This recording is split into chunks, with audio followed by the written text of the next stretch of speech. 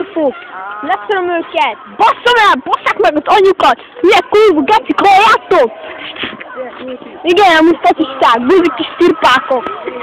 Basszok, mindig kiállnak a üzére arra a buzik böcsről! Azon basszák a rezet! Egymást oszták sebbe, kurva! Az!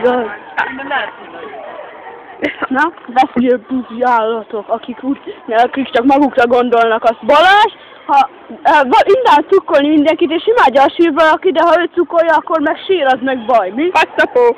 Az, ilyen buzi, hallották, csak faszapó! Ki a buzi seggemet, faszom! A seggem is okosabb, mint több! Otthon atomfizikából is jobb lenne mindezek. Itt vannak a helyi plastik! Üldözzek a plastik!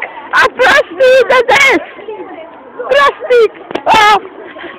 Mi az cigány plastik? Nyilatkozzanak kurvákról!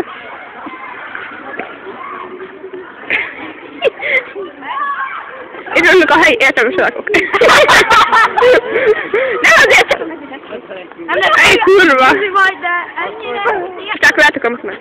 Ez segdubát csináló püsköcsök getik. Mindjárt megölnek! Kis Zsoltival az én. Halljátok, Kis Zsoltival azért megbúzik a faszisták. Halljátok, kurva csajok. Nyomkérnek, geci! Jó, most tedd fel a... Nem veszem az arcodat! Állítsd már meg!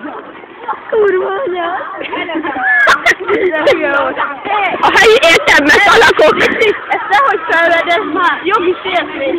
A helyi értelmes alakok! Nekem annyira jogát!